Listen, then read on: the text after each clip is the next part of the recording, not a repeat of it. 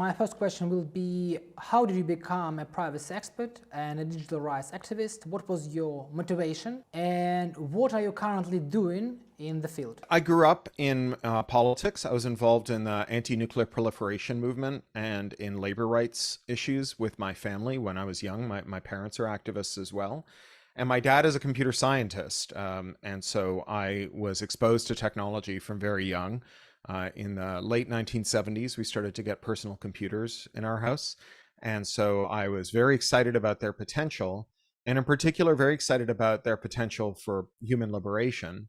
And I think that you can't be excited about that without also being worried, right? That you have to understand, if you understand technology, both what it could give and what it could take away.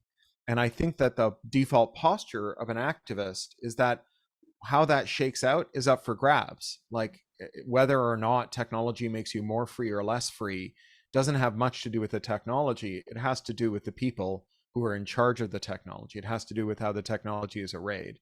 And obviously I've been a science fiction writer for most of my life. I started selling stories as a teenager. And I think that the science fiction writer's outlook is very closely related to this, that a science fiction writer only superficially writes stories about what gadgets do.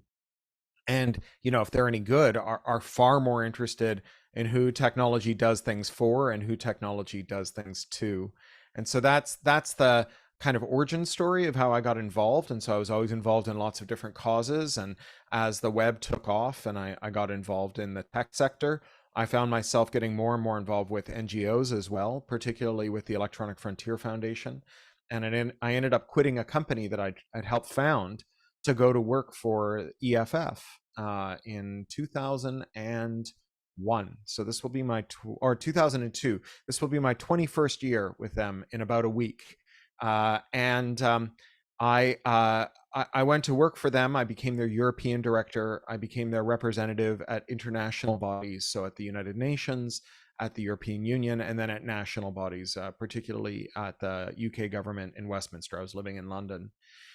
In terms of what I'm doing now, it's very similar in its own way to all the things that I've done before. I have a career as a writer, and my fiction and nonfiction both relate to these issues of digital human rights and privacy.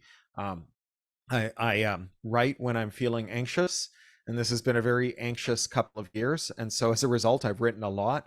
I have 7 books coming out in the next 3 years, and they all relate to these themes in one way or another. I'm also involved in some regulatory proceedings in the European Union, in the United Kingdom, and in the US, as well as some here in California where I live in my state, through the Electronic Frontier Foundation. These relate to interoperability, competition, privacy, the kinds of bedrock issues that relate to digital human rights. And a lot of what that revolves around is figuring out how to explain this to people. You know, I think 20 years ago, the job was to explain to people why it was in the future that computers might have some intersection with our human rights. And today, the job is to explain to people why it's not too late to make computers good for human rights. Regrettably, in the intervening 20 years, we didn't get enough people to care about them that we were able to actually do something about digital human rights. Well, I can agree with you that maybe there is such an ominous feeling that it's too late for people to care about their privacy, especially in this country. But speaking about your rich and notable experience, have you written any fiction specifically about privacy issues? Yeah, I have a trilogy of novels, the Little Brother novels, that the first 2 are for young adults and the third is for adults. It's Little Brother, Homeland, and Attack Surface. They've actually just been purchased for reissue in Russia by a press in Moscow. And they are books about young people resisting state and corporate surveillance of their activities. And in fact, the third one is written from the perspective of someone who, like me, grew up in the West, but whose family was Russian, and who finds herself in the former Soviet Union involved in selling surveillance technology to former Soviet governments to put down color revolutions, and has to have a reckoning with her understanding of her role in the world, and whether, as someone who is good at using technology, she has an obligation to other people to use that technology to make them more free, or whether she can just take the money and make their lives worse. You have listed a lot of your personal engagements as a writer, as a privacy activist. So I think that you have a very broad picture of the current state of the art, and maybe you have some insight about any possible future events. So what is your opinion on the current state of internet freedoms on the global scale, or maybe on the regional scale? Maybe you can name some recent trends in the field. So in general, what are your projections of the global future for online privacy, for personal data protection? When it comes to privacy and personal information, digital technology is a complicated story. It has many facets that give us more privacy, more freedom, more autonomy, and it has many facets that can take it away. And again, this is back to this idea that how we use it is as important as what it can do. And so you can see all of that playing out right now. The internet has been largely built on commercial surveillance. And the reason that governments tolerated that commercial surveillance is because they viewed it as a kind of public-private partnership for state surveillance. If you look at the revelations of Edward Snowden or other whistleblowers that have written and spoken about American mass surveillance and mass surveillance by American allies, or if you look at the way that Chinese industry has worked with the Chinese state to effect mass surveillance, or if you look at the role that firms like vContact and LiveJournal have played in conducting surveillance in Russia and acting as an adjunct to the state, you can see that states are in a conflict of interest. You know, it is clearly not in the interests of the public to have all their data harvested and used, you know, to defraud them, to discriminate against them, to have it leak and be used by harassers or by other forms of criminal activity.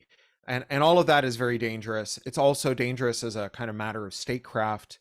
If there's a very deep and wide dossiers, digital dossiers on everyone who lives in your country that have been amassed by private actors, by advertising firms and targeting firms, and that data leaks to your political adversaries, then it can be used against them. You see this sometimes where there are American panics about the idea that your fitness tracker could be used to track you, and if you're a US soldier stationed abroad, then US political and military adversaries could track US military personnel as they move around the country by getting data from their fitness trackers.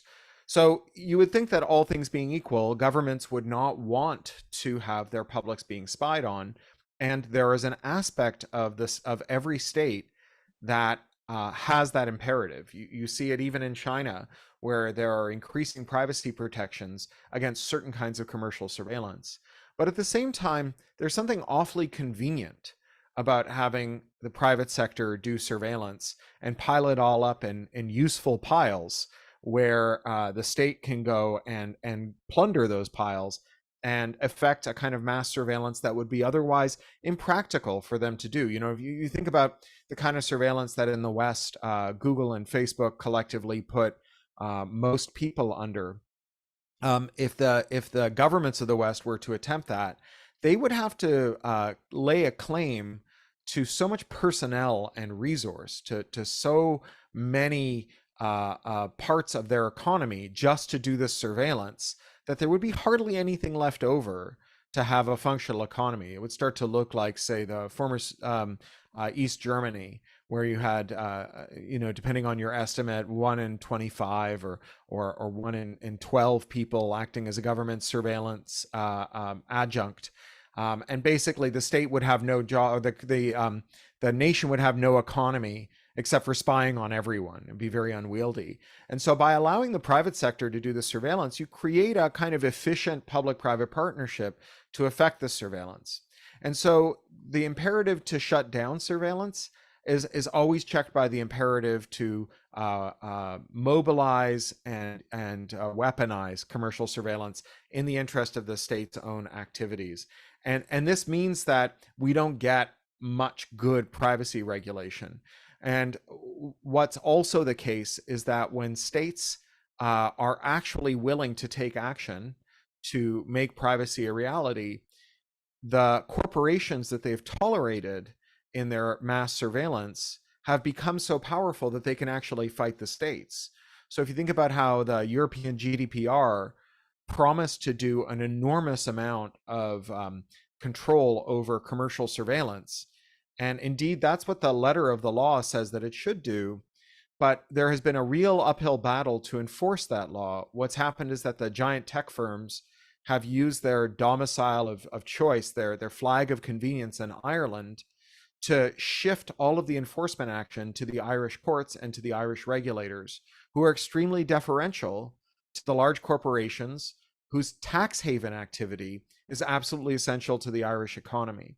And so Ireland becomes a kind of rogue state, a place where you can set up as a lawless corporation, and where you can force the other 26 EU member states to go and petition for redress of their grievance. Now, as I say, there's been some movement to address this, but it took decades to actually get the Irish regulator to sit up and start doing stuff. And that's because of this corporate power, this concentrated corporate power that grew because these firms were able to do so much surveillance without regulation. They were able to profit from that surveillance and gain the power to push back against their regulators. So all of that is on the bad side. And, when you add to that an increasingly polarized world where you have lots of countries adopting their own data localization programs, where something that is started off as a human rights defending activity, where, for example, the European Union would say, well, the NSA is such a bad actor and so reckless in its surveillance of the American public that American firms are no longer allowed to move Europeans' data back to the United States. It has to be localized in the European Union, where there are more controls over surveillance, albeit imperfect ones. And that rhetoric was echoed by lots of other countries that have worse human rights records. I don't want to apologize for the European Union's human rights record, but I also don't think we have to be nihilists about this. We can say that the European Union has an imperfect record, but that it is in many regards better than, say, former Soviet states, including Russia. And so these other countries adopt the same rhetoric. They say, well, in the same way that we are worried about Europeans' data being gathered by the NSA, likewise, we are worried about Russians' data being gathered by the USA. That's perfectly true. I think that there is a good reason that Russians should not want to have their data shipped back to a US data center because of the way that the NSA is able to operate in such a reckless and lawless way. But once that data is localized in Russia, then it becomes something that the Russian state can access with an equal, if not even greater, degree of recklessness and lack of regard for human rights fundamentals. And so it's quite a bind. Now, all of that is on the negative side of the ledger, but there's a very hopeful positive side of the ledger. The first is innate to the technology itself. Computers can do encryption. Encryption is real. It works really well. For the first time in human history, total strangers who live on opposite sides of the world can carry on conversations with near perfect secrecy in ways that would frustrate most of this mass surveillance. That requires that the people who communicate use good encryption tools, and those are also on the rise. There is an increasing understanding that a failure to protect your data with encryption doesn't just expose you to, say, state surveillance, but it also exposes you to criminal activity that firms leak. And when they leak, that data ends up in the hands of, ransomware people and identity thieves and other people. And that is just generally in your interest not to have your data kind of spread around all over the world. And in particular, the European Union is taking a good lead here. The two new pieces of big tech legislation that came into effect in early 2023, the Digital Markets Act and the Digital Services Act, create new obligations on large firms to maintain more privacy on behalf of their users, and also give users more powers to invoke the GDPR outside of Ireland and other countries with better privacy regimes like Germany to actually get the letter of the law upheld by the courts. And so as people become more interested in using encryption, the ability of the state to conduct that kind of mass surveillance goes down. And the constituency for commercial actors and non-commercial actors who provide better privacy tools increases. When you add to that a general suspicion and an increasingly activist stance against the monopolization of the tech market, again, Europe is taking the lead here, but it's not unique by any means. The UK, China, and Australia have all taken action on this, and the US has kind of tried. It remains to be seen whether it will manage it. This means that we are no longer quite so beholden to a single large firm or a handful of large firms for the degree of protection, the degree of privacy that we have.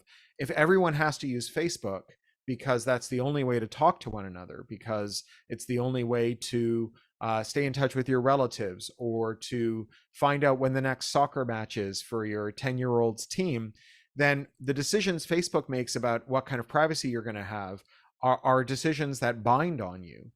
But if there are lots and lots of options, and if they all interoperate, you can choose from among them to find ones that are more privacy protecting. You don't have to petition Facebook to give you more privacy. You can simply take your business elsewhere without losing all the benefits that you get from being online.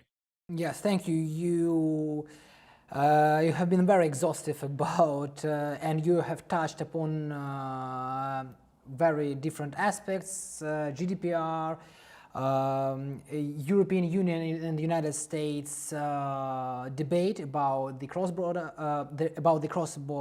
transfer of the personal data. But again, if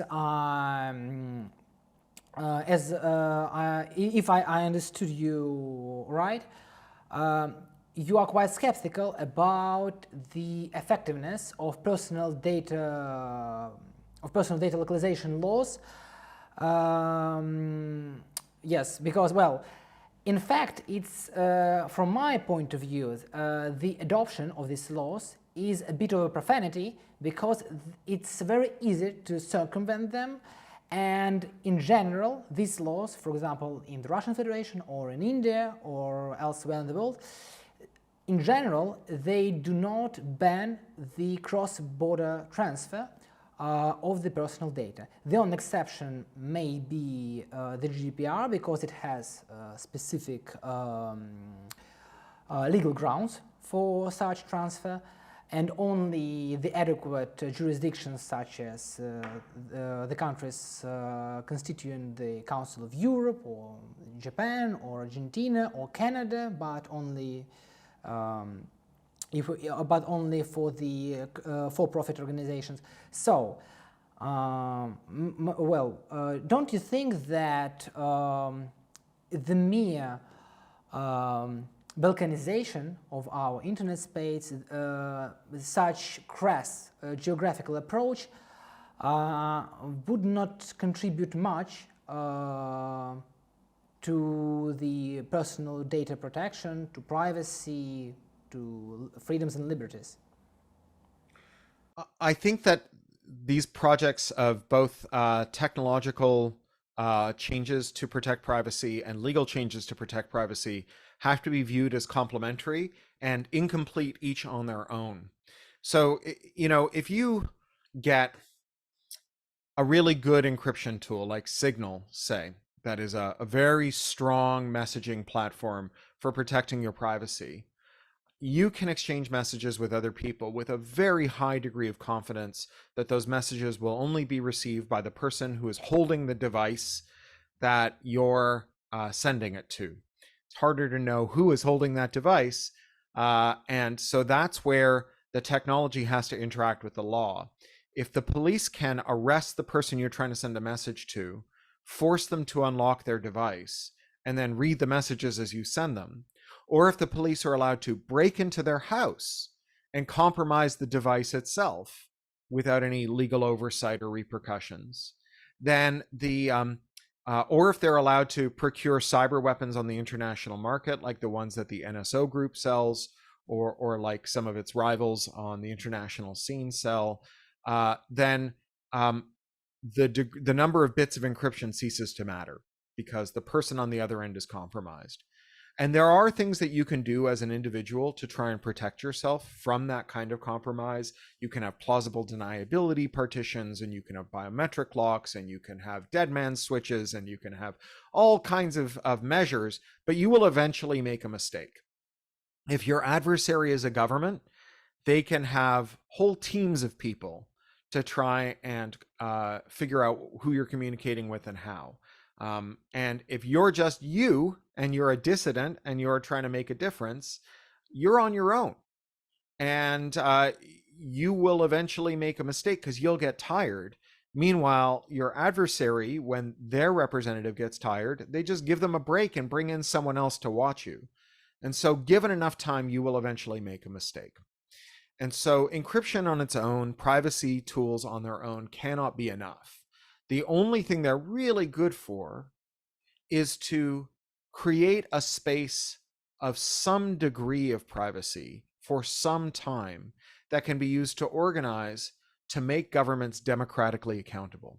They can't substitute for democratic accountability, but they can be a place where democratic accountability is demanded from that is not permanent, but is nevertheless better than just being out in the world where you could be disrupted or arrested or what have you at the drop of a hat.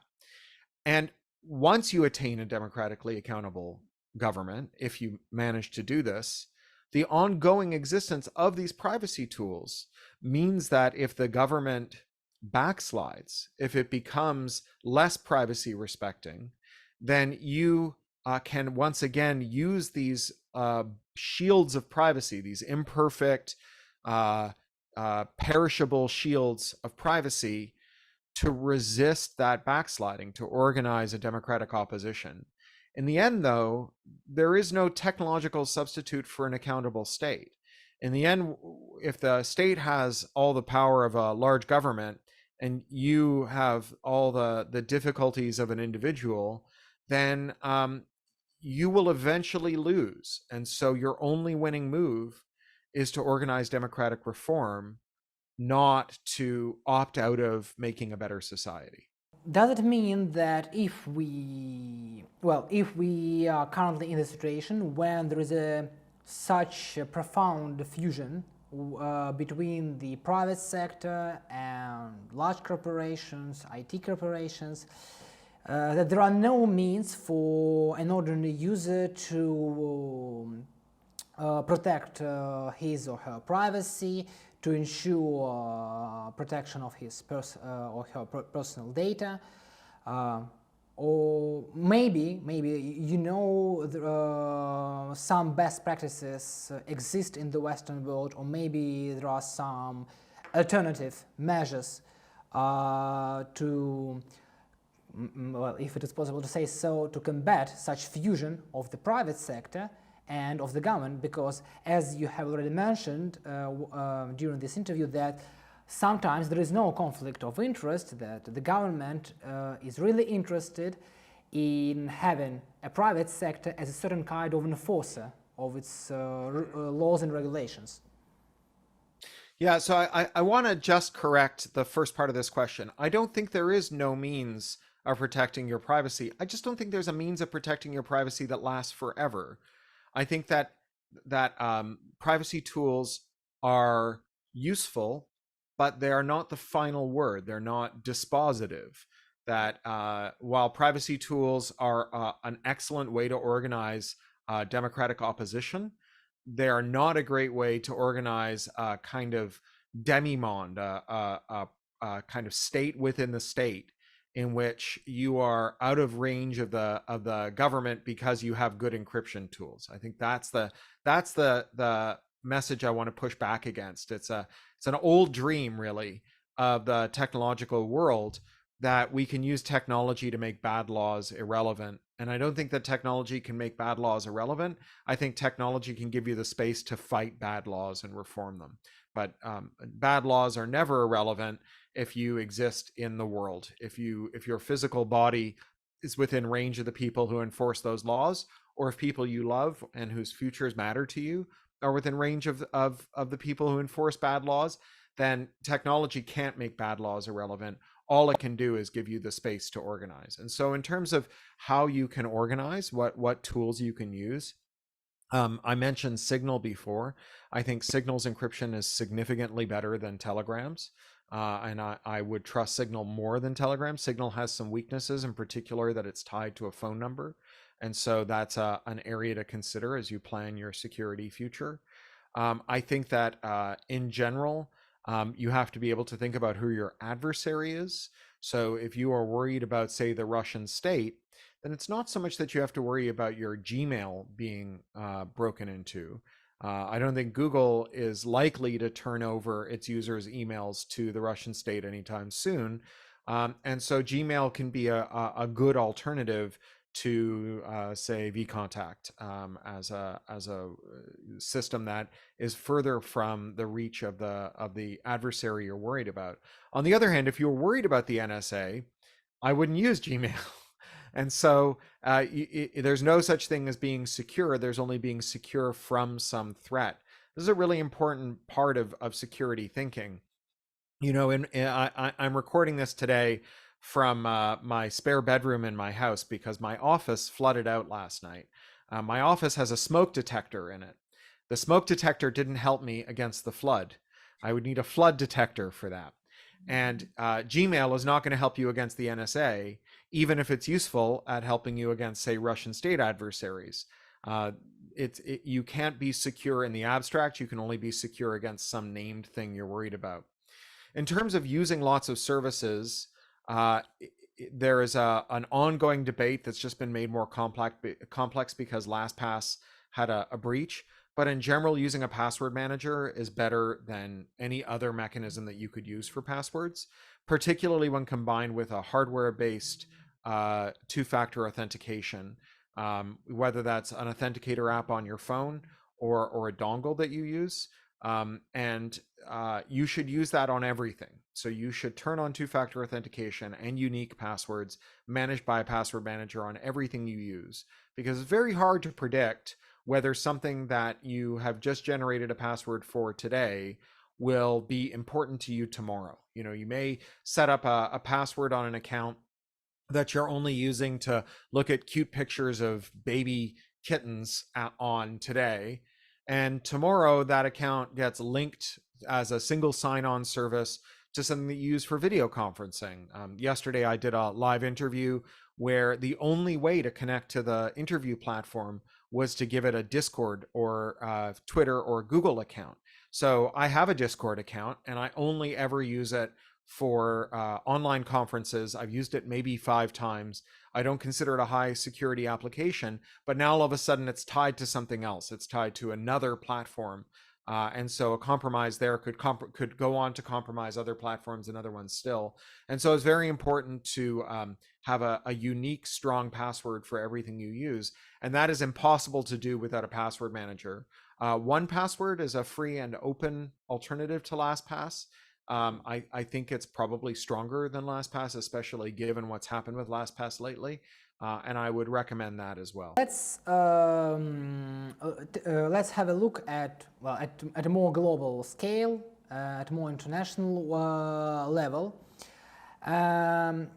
Last year, there was a recent trend when data breaches were used not as a means of exacting ransom for some criminal schemes or activities, but at least allegedly, it was used as a method of cyber warfare. Well, we could hear claims from the United States government, from the European Union bodies that there are government-backed hacktivists or maybe military hackers that tried to breach data, that tried to steal industrial secrets, etc.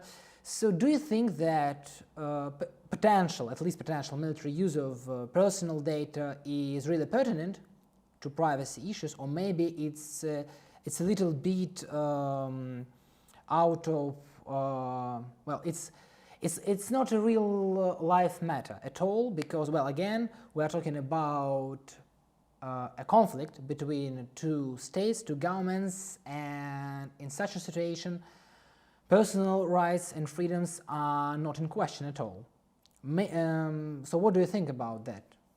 So I think that the relationship between state-sponsored hacking and hacking that merely originates abroad is similar, and it's kind of the mirror image of the privacy issue as it relates to tech companies operating outside of a nation's borders and indeed within it. You know, when a hacker from a foreign country hacks into one of its adversaries' computers, either to get corporate secrets or to disrupt its military or to defraud its country or to disrupt or steal its state secrets, the country of origin of that hacker needs to make a decision whether or not to track that hacker down, whether to arrest them and whether to punish them, or whether to tolerate them. And I think that it is, it's not even an open secret. It's a well understood phenomenon that while countries do employ hackers who make technical incursions against their adversaries, they also view some of these freelance hackers, these sometimes criminals, sometimes explorers, sometimes griefers, sometimes cyber patriots, they view them as a kind of irregular militia that can project power around the world on the nation's behalf. And they tolerate and sometimes even encourage the actions of those actors. So whether that's defacements of Iranian websites by American human rights hacktivists, or whether that's the back and forth between Ukraine and Russia of defacements or hacking or doxing of people on both sides of the conflict, some of that is doubtlessly state action. Some of that is also doubtlessly just cyber patriots, people who are not acting at state direction, but who are nevertheless motivated by a sense of love for their country and anger at their country's adversaries to do this. That isn't to say that there's no connection between them and the state, in the same way that Google or Facebook is able to collect our data because the US government chooses not to stop them. There are hackers who hack abroad who are able to do that because their own governments decide not to do anything about it. And they make that conscious decision because they believe it serves their national interests. And it's very dangerous, I think, to fall into the trap of assuming that nobody could feel patriotism in a country that you are adverse to. For an Indian to assume that no one in Pakistan could possibly love the nation of Pakistan, or for someone in Pakistan to assume that nobody in India could love India, or for a Ukrainian to assume that nobody could ever love Russia, or vice versa. And Americans are very guilty of this. Americans find it very hard to believe that there are, for example, Chinese or Russian hackers who hack American targets, not for commercial gain, not at the behest of the state, but rather out of a sense of patriotism. This isn't to excuse it. It's also not to condemn it. It's to just say that people really do love their countries, and they really do get motivated by what they perceive as their country's interests, and that this is always difficult to discern because at the same time, there really are people who are paid by governments to hack their adversaries, and sometimes they are instructed to behave as though they were just normal people hacking another country because of the love of their own. And so it's if you're going to defend yourself against a threat, you have to understand the threat. As we said before, there's no abstract security. Security can only relate to a specific threat. And understanding that your adversary may be motivated intrinsically, not by money, not by coercion, but really out of a sense of national duty, is very important. I quite agree with you, but maybe we can, as a society as a whole, maybe a global civil society, or at least another group of patriots, can do something about this problem. Maybe we could stave off the use of personal data, or at least restrict the use of personal data for military purposes. However, I am quite aware that it is very difficult to discern military use and, well, let's say, non-military criminal or civil malicious use of the data, of the IT technologies. Or do you think that there are any specific measures against it, or not? I don't know if I understand the question. It feels like you're trying to get at something specific, but I don't know that I quite get what that is. So maybe if you could rephrase it a little. Yes. So there is a problem that today the governments engage more and more in day-to-day cyber warfare operations. Of course, they do it through proxies because, well, they are not eager to expose themselves because otherwise it will lead to diplomatic scandal, etc. So do you think that there are any specific measures against such government-funded operations, or maybe even military operations that compromise privacy, that compromise our online security?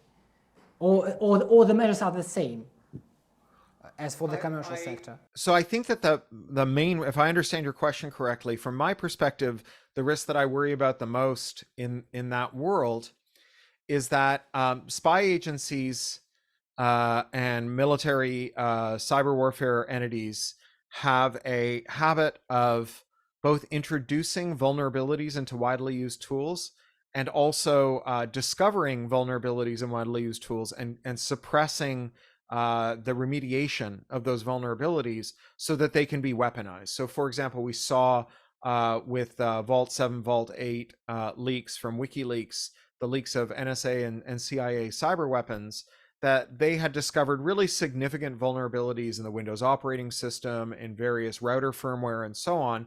And rather than alerting the manufacturer so that this could be patched, so that all of us in the world who rely on those systems could be defended from them, they decided to keep it a secret and to create a cyber weapon that they could use to go after their adversaries. And that choice was highly consequential because, first of all, some of those defects were independently rediscovered. One piece of research had it that any defect that a US military agency or spy agency discovers has a 1 in 5 chance of being independently discovered within that year, including by criminals or by foreign adversaries who could likewise weaponize them. And so the choice to not defend the people who are paying their salaries, whose interests they're supposed to be representing, so that they can have an easier job attacking their adversaries, is, I think, the wrong choice. And we learned that because when the NSA and CIA cyber weapons leaked, they were seized upon by criminals who used them to create the most virulent forms of ransomware that the world has ever seen. And that ransomware went on to shut down pipelines, hospitals, schools, all kinds of really important institutions. And that continues to happen, that we're still feeling the effect of that ransomware epidemic that dates back about 5 or 6 years now, because patching is very slow. And so the risk I worry about is that even if you acknowledge that it is legitimate for a state to engage in computer intrusion in another state's computers, whether they are owned by that state or owned by private actors in that state, that there's no way for them to do that without also exposing their own population to risk. That the risk of blowback, of not just foreign military or state hackers coming after you, but just petty criminals finding their way into the, you know, these super powerful weapons that have been generated by governments with enormous R&D departments, and then being able to do crime, you know, using the digital equivalent of a nuclear bomb. It's grossly irresponsible. I'm quite agree with you again, because I understand that such proliferation of cyber weapons, potential of mass destruction, of course, it's a short-sighted policy. But unfortunately, well, as you say in the United States, it is what it is. The CIA and I'm quite sure that the Federal Security Service here, well, they do the same thing. Yes, as every secret agency in the world. Yes, I have several questions. So we have some time, so you can, if you want to ask them in brief, to answer them in brief. So I'll do my best. Yes, okay. Well, it's like a sum up for our subscribers, for our Very followers. good. Yes. So, do you believe that people can be truly online? Because there is a very common conception that, okay, oh well, I have nothing to hide, so why I should care about privacy online at all? Because, well, I have nothing to hide, my life is very dull and boring, and I'm an ordinary person. So what, what the incentive should be in the very foundation of privacy, if it is possible to say so? Well, in my lifetime, I've seen a number of changes that I view as very positive. It used to be illegal to be gay. Now it's not just legal, but you can get married and live openly as a gay person. It used to be illegal to have interracial marriage. Now interracial marriage is lawful. Cannabis was unlawful. Now it is lawful, and we're no longer putting millions of people in prison for partaking in a relatively harmless drug that, compared to alcohol is much less dangerous, and so on. And all of these changes arose because people were able to speak their truth in private. It wasn't the case that if you were gay, that you had to wear a pink triangle from day one as soon as you knew, so that everybody else knew and they could discriminate against you, and they could they could convince themselves that you had nothing to contribute. Instead, what happened was that people could choose the time and manner of their disclosure. They could build coalitions. They could wait until they were away, say, with their father on a fishing trip to tell them about who they really were and enlist them as allies. And that's how we made social progress. All of the social progress in the world arose because people who were doing things that were currently prohibited were able to have a private space in which they could be themselves, their true selves. Now, maybe you feel like everything that is true to you is something that is permitted. And if so, congratulations. You are one of the rare people who can be your authentic self with everyone. But unless you think that this is it, that the human race has reached its endpoint and that we have no more further progress to make, then it is dead certain that someone who matters to you, someone you love, has a secret that they've never told you, that they've never told anyone. And unless there is a private space where they can someday choose to disclose who they truly are to you, then they're going to go down to their grave with a great sorrow in their heart because they were never able to be the authentic self to the people that mattered to them. And so even if you don't feel like anything you have needs to be protected, someone you love needs that protection. And if you want to find out who that is, then you have to defend their rights too. It's a very deep insight, I think, and well, thank you for this, because currently, our country is in a state of war, as you may know. So it's a real pleasure to hear sometimes such deep thoughts about our beloved ones and about the matters of social importance. Yes.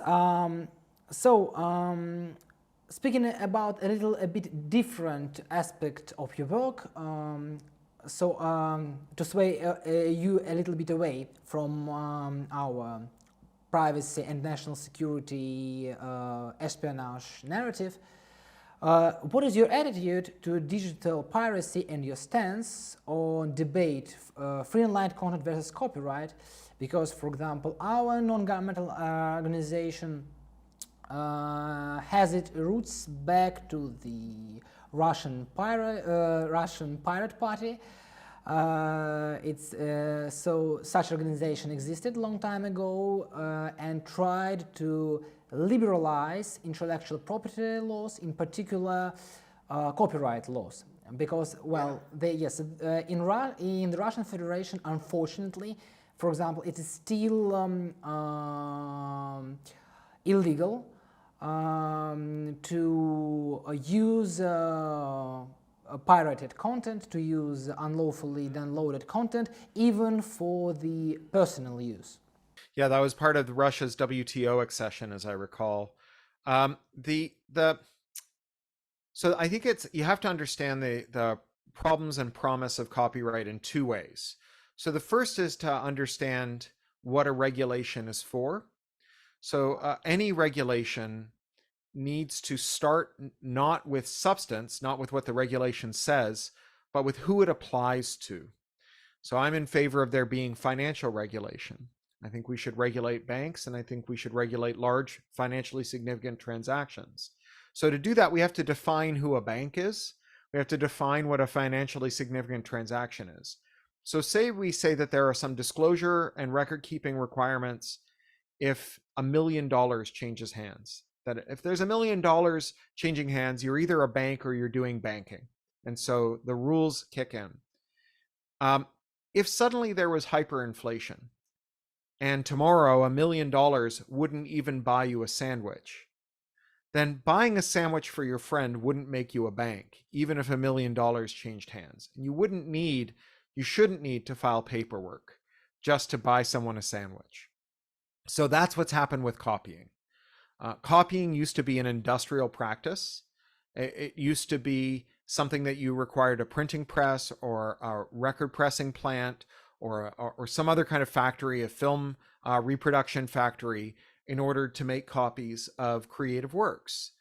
And what we did was we said, okay, for the industrial regulation of the entertainment industry, we are going to start by saying that you are in the entertainment industry if you're making and handling copies, which is to say if you are doing something industrial. Now, the internet has given us hyperinflation for copying. Now you make copies 1 million times before breakfast just by clicking your mouse. It's the way that the internet works. The only way for data to get from one computer to another is for it to be copied. And so every time you send an email, a text, every time you video conference with someone, watch a video, or get an ad online, there are copies being made, hundreds of copies for each one of those activities. And what we never did was we never updated what the test was. What we said instead is that if you're making or handling copies in the internet age, that you should abide by the entertainment industry's industrial regulation, which makes no sense, because what we end up doing is applying copyright to things like internet dating profiles, and also to online news gathering, and also to identity theft, and also to education, and also to every other thing we do on the internet, which is everything. And the entertainment industry's regulation is not fit for all those purposes. It can't be. As someone who makes my living from the entertainment industry, I wouldn't want the regulation that I use to negotiate with my agent, with my publisher, with bookstores. I wouldn't want it to be so broad that it could be also used to make sure that beheading videos from ISIS weren't spreading. We need to have the regulation be fit for purpose, so it needs to be narrow in scope. Which brings us to the next question, which is copyright fit for purpose? Does it do its job? And I think that it doesn't. So even if we were to narrow copyright to just the people who are actually in the entertainment industry like me, it's not working very well for people like me. So for 40 years, we've expanded copyright. It now lasts longer. It covers more works. The statutory damages are higher, and it's easier to get those statutory damages than ever. And the industries that profit from my creative labor and the labor of other creators, those industries are richer than they've ever been. They are incredibly powerful, they're incredibly profitable, and they're incredibly concentrated. We have 3 record labels, 4 movie studios, 2 giant ad tech platforms, 4 giant publishers, 1 giant ebook platform. They're very, very concentrated. And even as they've grown more profitable, the share of income going to the creative workers like me has declined, both in real terms and proportionally. And so that I don't think copyright is serving its purpose. And I don't think it can under those conditions of market concentration, even if it could under other circumstances. Because when there's only 3 record labels that are responsible for 70% of all the recordings in the world, then anyone who wants to sell a recording has to first bargain with a record label. And because there's only 3 of them, that bargain will not go your way. No matter how much copyright Congress or Parliament gives you, the record label will just take it away. This is like giving your bullied school kid extra lunch money in the hopes that the bullies will leave them with some money after they steal from them so that they can feed themselves lunch. No matter how much money you give your bullied school kid, the bullies are going to take that money too. And so we need other kinds of interventions in order to ensure that creators' share of their living is realized. I co-authored a book that came out late last year called Choke Point Capitalism with my colleague Rebecca Giblin.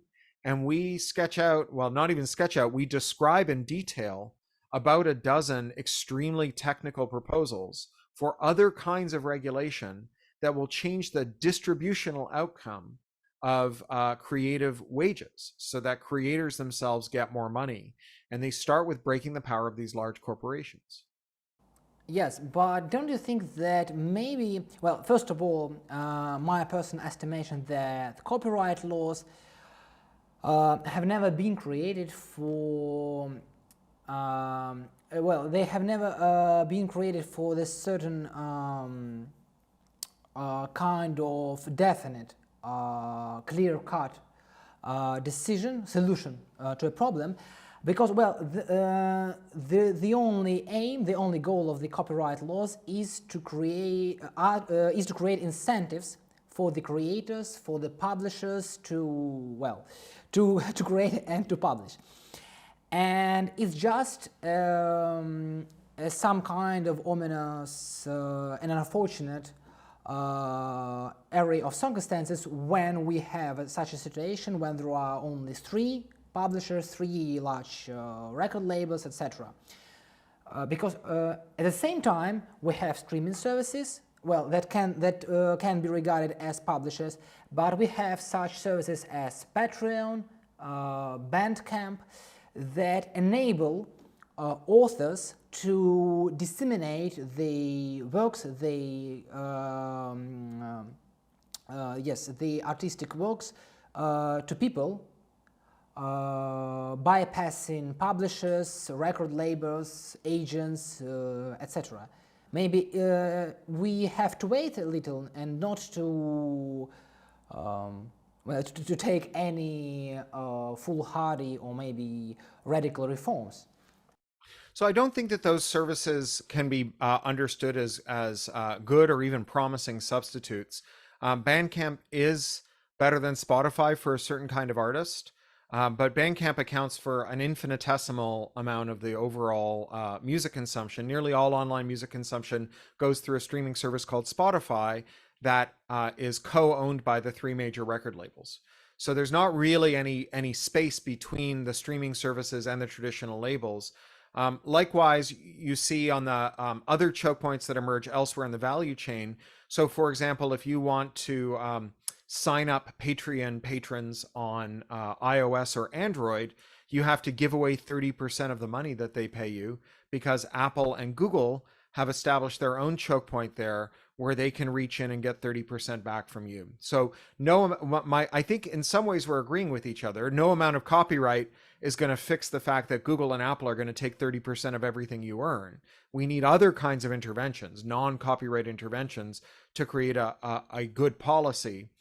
As to whether as a factual matter, copyright has only ever existed to create incentives, it's not really true. That may be a good basis for making a copyright, but it wasn't the basis of the Statute of Anne. It wasn't the basis for the Berne Convention. It is only in limited ways the basis for the TRIPS.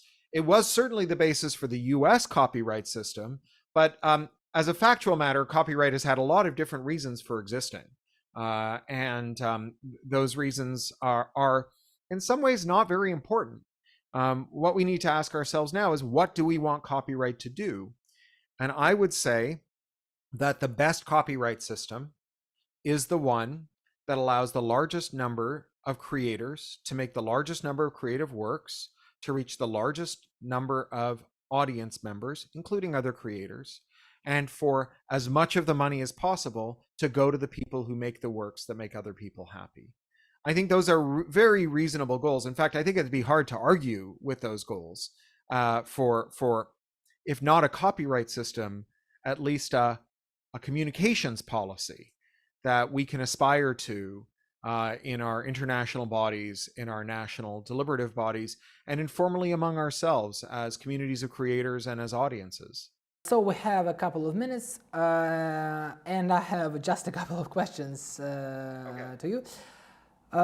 Is there anything or anyone that you could recommend that people should watch, read, follow in order to get a better understanding of privacy issues, of issues connected with IT regulation, with copyright, well, with the topics we have just discussed today? Gosh, there's so many. You know, I'm one of those people that's very bad at coming up with just one recommendation. My least favorite question is like, what is your favorite book? Or if you could only have one book, which would it be? Because, you know, people who only have one book, they're dangerous. That book inevitably ends up being like the Bible or Mein Kampf or Atlas Shrugged. So, you know, I like a big tent. So I've been a blogger for 20 years. I'm still a blogger. I blog at pluralistic.net. And almost every day I blog links to things that are relevant to this. So without wanting to say, oh, well, the best resource to follow is me, if you're interested in what I'm reading, that's the best way to find out. You go to pluralistic.net. There's no surveillance. There's no tracking. There's no ads. It's an open website with full text RSS, a plain text email list server, and you can also get it on Mastodon, on Twitter, on Medium, and on Tumblr. Would you like to say anything specific, maybe to wish something to our Russian community, privacy activists, freedom of information activists, non-governmental organizations, maybe to the Russian internet community as a whole?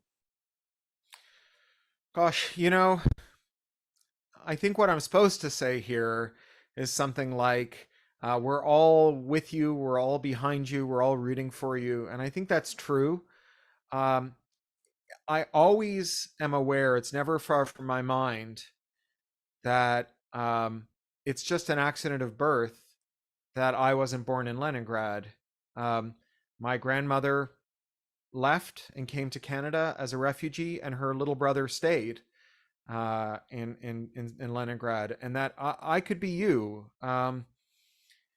And when I look at the bravery, the organization, the integrity of Russian civil society under conditions that honestly, I think they're unimaginable for people who've grown up in the West, whether that's the upheavals of the post-Soviet era, the war, various authoritarian interventions. And again, I'm not trying to single out Russia as a particularly egregious place. I'm keenly aware of the problems in Canada where I grew up, in the United States where I live now, but I think they're of a different character. And my admiration for you who are doing this much harder work than I do, under much harder conditions, it's bottomless, as is my gratitude. And I don't pretend to know what it's like to do it, but I imagine that there are times when you feel alone. There are times when you feel like people in the West who have it a little easier aren't thinking about you and about the hard work that you're doing. And I assure you that we are, that the community of people who view that the internet as a tool for human liberation and who value human rights, our thoughts are with you. For whatever that's worth, our thoughts are with you all the time. Thank you. Thank you very much for this interview, for very deep thoughts. And well, it was very interesting for me to listen to you. Well, because I'm from a little bit different professional field. I'm more like a legal practitioner. So I have a little bit different worldview and a kind of a bit different approach to tackle problems. Thank you for your kind and warm words, because, well, I should admit that it's very difficult today to struggle for anything in the Russian Federation, because sometimes it seems that the whole world, not, well, in the Russian Federation, but the whole world is against you, that nowadays that due to these tragic events, all people in the world will regard you as an aggressor, as a violator of human rights, just because you have a red Russian passport, just because you are Russian national. And sometimes it is, well, it's challenging. So again, thank you for your support. Thank you. Большое спасибо. Спокойной ночи. Да, спасибо большое. Удачи, хорошего дня. Good night. Thank you very much. Goodbye.